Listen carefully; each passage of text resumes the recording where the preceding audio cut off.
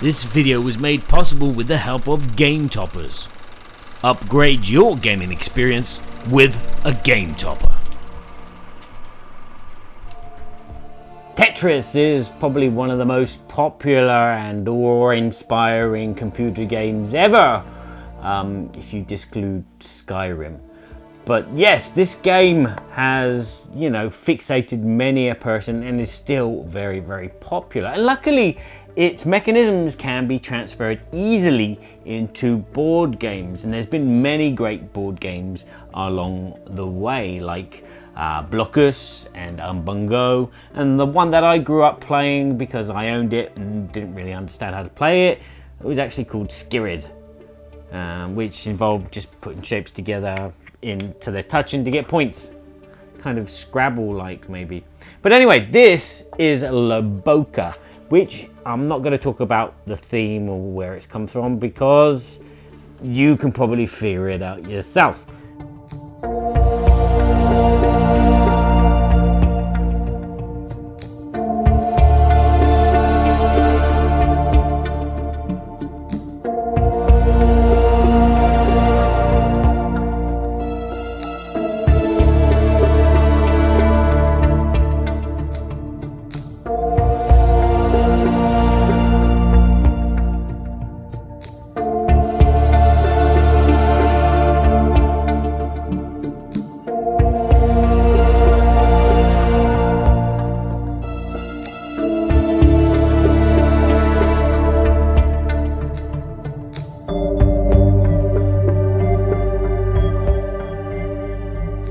Now, Boca is a multiplayer version kind of Tetris in a way. It's a logical puzzle against a clock, much like what Tetris is at its basis. But in this game, more than one player can play. In fact, this goes up to 6 players, which is a bit more than Umbungo and Blokus. And it's kind of a competition and a semi-co-op kind of game because you are basically playing against the other players to get as many points as you can to be the winner of the point system. But at the same time, you're going to be paired up with one of those players each turn, and you'll be working together to try and complete this objective with them and do it as quick as possible to get the most points. So how does this work? Well, basically players will choose what color they want to be and they'll take all the tokens of that color. So they got some big ones and some small ones. And you keep this in front of you to remind yourself which color you are. And then you'll take a color for each other player, one of the smaller ones. And it'll be from here, you'll draw randomly on your turn one of the colors, and that player is playing against you or playing with you. They will sit opposite sides of the box. And as you can see, the box is actually the board. You have this deck of objective cards. They come in 2 types. You have easy and hard, and you'll choose at the beginning of the game which level you're going to do, and then you'll place that card into the box, which is a really lovely idea, playing in the actual insert. And 3, 2, 1, you got this electronic timer here. You'll click that and then you have to construct what is on the card. But as you notice, you're sat there and you can see that part of the card, while I'm sat here and I can see that part of the card. And this is basically the same construction but from 2 points of view. And this is basically a visual 3D puzzle where you have all these Tetris-y pieces and you've got to construct this construction as you see it from your side. But these shapes are not always going to be the way that you want them to be. This is not normal Tetris where you can be in one of 4 different positions. It can also be in a position like that, or a position like that, or a position like that as well. So getting these shapes into the right position so it matches what comes on your image here is a visual challenge. On top of that, you have this communication with the other player because they see things differently to what you see, but you're going to need to talk to them in a rapid, really kind of quick fire way, and hopefully not get too hot-headed about it, about where things are and what you can see and what you can't see, because some shapes like this green one might be hidden behind another shape So that player can't see the green, but you can see the green. And then the different combinations and the different ways that they're placed and the different ways that they're hidden are all got to be confined in this 4x4 grid. You can't overspill this 4x4 grid.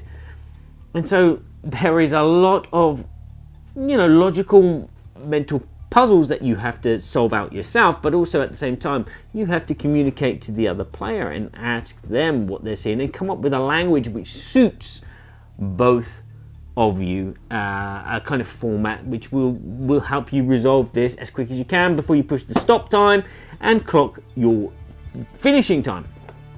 The finishing time is very important because the quicker you finish, the more points you got, and even on the board here it tells you how many points you get for what time that you finished your puzzle.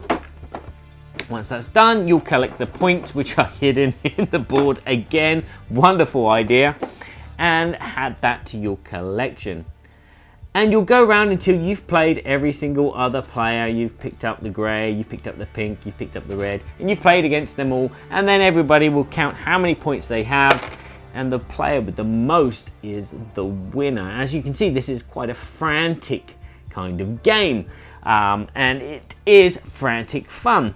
Problems that you will probably have is, number one, your tokens. You'll have them sat in front of you, but as you can see, only 2 players are going to be sat in front of the main board, so your tokens might be off somewhere else, and then on your turn you'll come here to play, and someone might sit in your seat in front of your tokens, and so your tokens will get moved about, and you'll forget where you put them because you're just involved in the game. And then when you're not playing, you're somewhere else. You may be watching from somewhere else, and then it's like, oh yeah, it's my turn. Where's my tokens gone?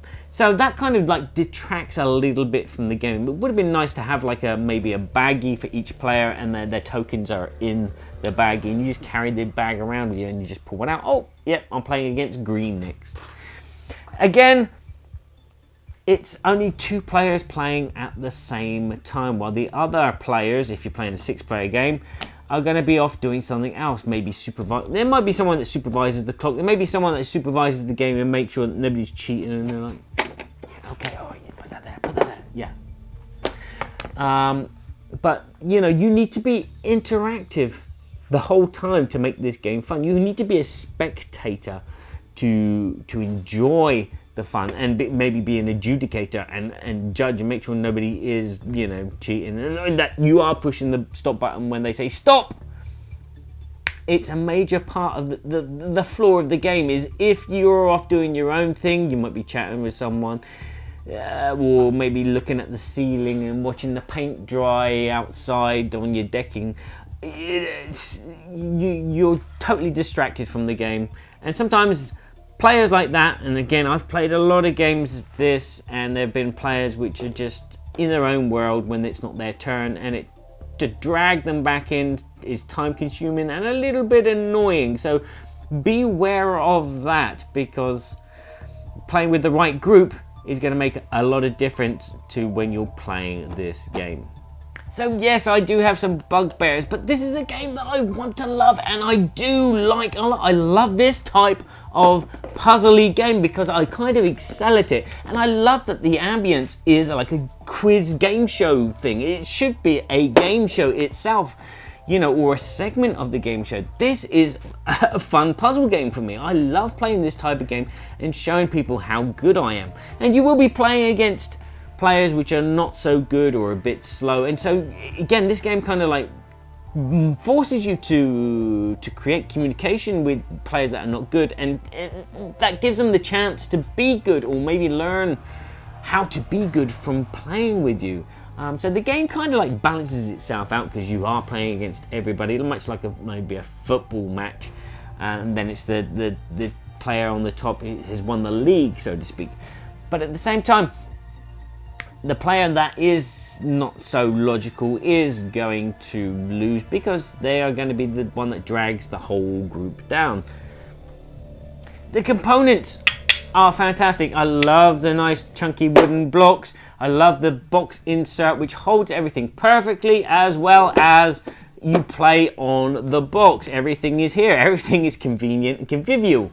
Tokens themselves are a bit as I said, need a bag, and I'm not too sure about the graphic design on the tokens. I think I've just figured out that they're supposed to be like the windows of the buildings in La Boca, but hey ho, they're neither here or there.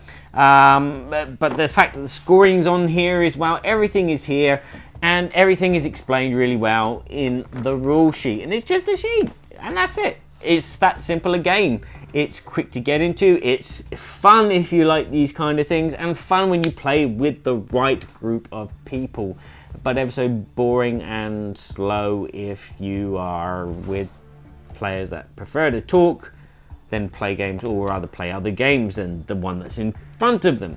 So my technical score for this game is a stellar 9.5 out of 10. The components are nice and thick, chunky tokens. This is all simple and easy to do. As I said, it's a wonderful production, apart from that little bit of graphic design there.